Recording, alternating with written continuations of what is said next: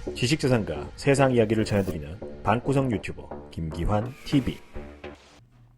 네, 안녕하세요. 김기한 TV의 김기한입니다. K 콘텐츠를 살리는 저작권 상식 특강. 이번 시간에는 2차적 저작물, 2차적 저작물에 대해서 알아보도록 하겠습니다. 이건 뭐야? 도형 저작물, 뭐 어문 저작물, 음원 저작물 이런 건 들어봤는데 2차적 저작물? 이건 뭐지? 2차적 저작물이 어떻게 보면 이 저작물, 이제 저작권, IP 사업이라고 하죠. IP 사업. 여기에 꽃이라고 할 수가 있습니다. 이게 뭔지 하나씩 좀 살펴보도록 하죠. 일단 개념.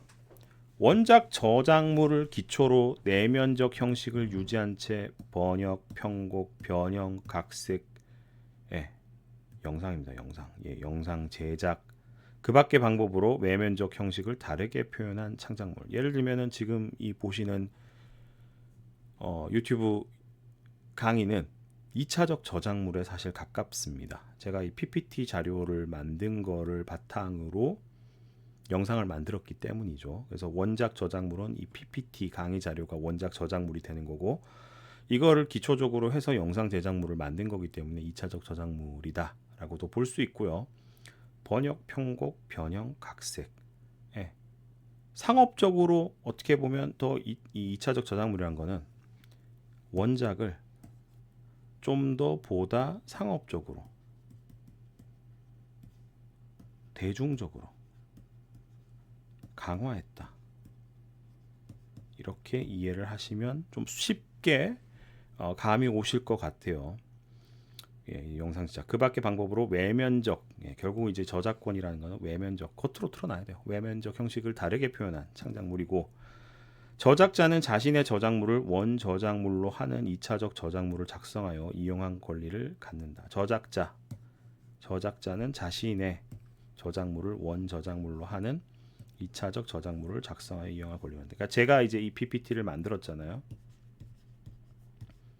그러니까 저한테 이 영상, 너튜브 영상을 만들 권리가 있는 거예요. 저작권법 제22조에 이렇게 돼 있고요.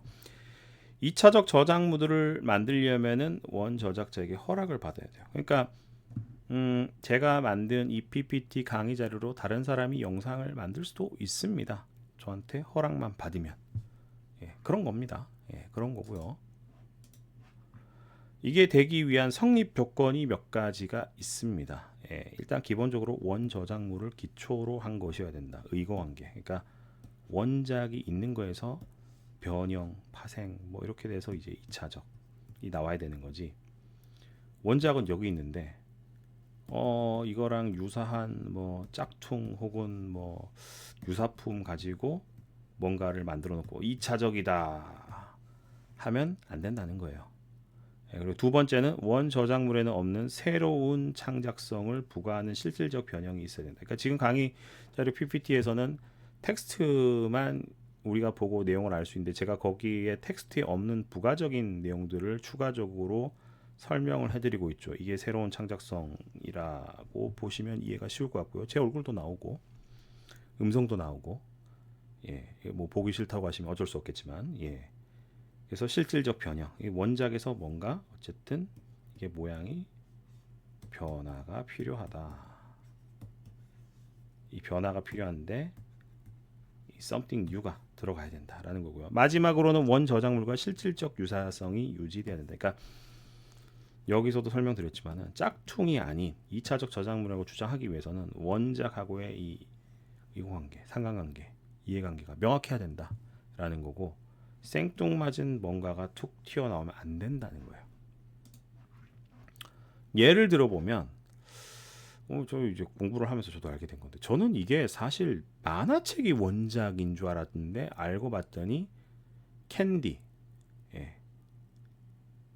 어렸을 적에 TV에서 만화 굉장히 많이 나왔죠. 그 만화책에도 많이 있었고요. 만화책도. 근데 이게 원작이 소설이에요. 충격받았습니다. 사실 저는 소설이고, 소설 가지고 소설에서는 그림이 안 나오잖아요. 이거를 이제 그림으로, 현대판 같은 경우는 보통 요즘 추세가 웹소설 하면은 이거 가지고 웹툰 만들고, 이게 잘 되면은 이제 뭐 OTT에서 드라마, 뭐 시리즈, 뭐 이런 거 만들죠. 이게 요즘 추세인데, 요 얘기도 뒤에 가서 좀 더 들을 건데, 예전에는 파격적으로 그림을 그려서 2차적 저작물을 이렇게 만들었습니다. 이게 원작을 2차적 저작물로 적용한 사례다라고 보시면 되고, 2차적 저작물을 또 2차적 저작물로 적용을 할 수가 있어요.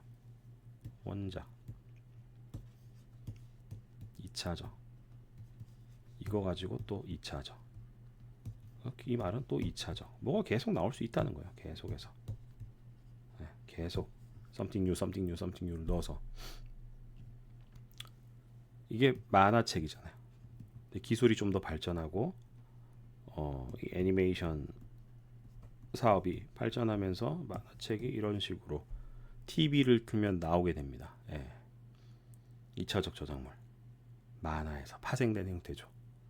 이거는 소설에서 바로 갔다라고 하기는 힘든 게, 소설에서는 이런 그림이 없어요. 우리가 상상을 해서 캔디는 어떻게 생겼을 거다, 테리우스는 어떻게 생겼다 상상을 하는 건데, 그거를 좀 더 구체화해 놓은 것이 만화책이고, 그러니까 썸띵 뉴 요소가 있죠, 명확하게.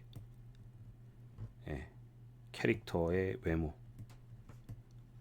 근데 이제 여기서 가면서 뭐가 추가되느냐, 목소리, 동작, 행동.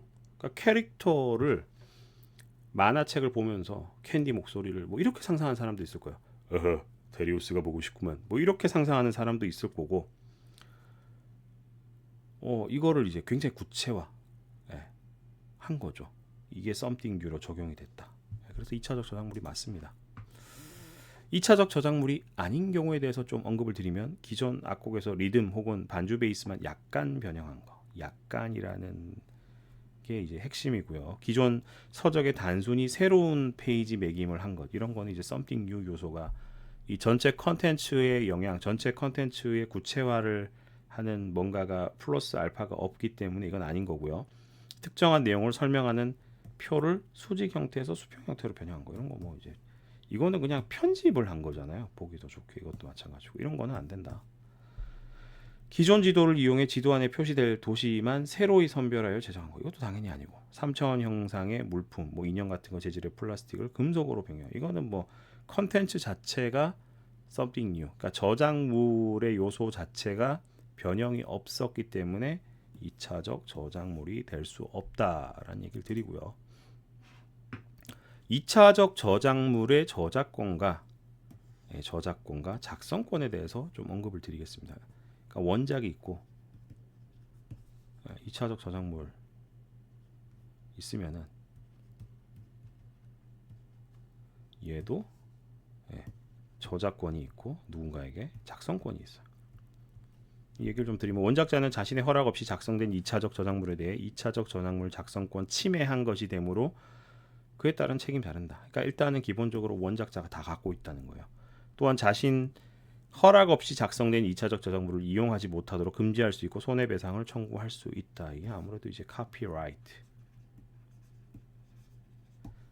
저작권의 핵심이죠. 2차적 저작물은 원작과 별개의 저작물이므로 원작의 저작권과 별도로 새로운 저작권, 그러니까 원작은 원작대로 저작권 따로 있고, 2차적 저작물은 새로운 something new 컨텐츠이기 때문에 something new 컨텐츠라는 저작권 따로 있고, 그러니까 예를 들면 이런 겁니다. 그러니까 캔디 만화를 극장에서 상영하려면은 소설가, 만화가, 영화 저작자 모두에게 허락을 받아야 돼요. 그러니까 이거는 이거대로 저작자, 이건 이거대로 저작자 따로 있다는 얘기, 분리해서 봐야 된다. 그래서 이번 시간에는 2차적 저작물의 개념에 대해서 살펴봤고, 다음 시간은 2차적 저작물의 구체적인 사례, 어떻게 보통 이게 산업적으로 이용이 되는지 좀 더 깊이 있게 살펴보도록 하겠습니다. 지금 바로 김기한 TV 멤버십에 가입하여 발명가, 지식재산 대중화에 함께하여 주십시오.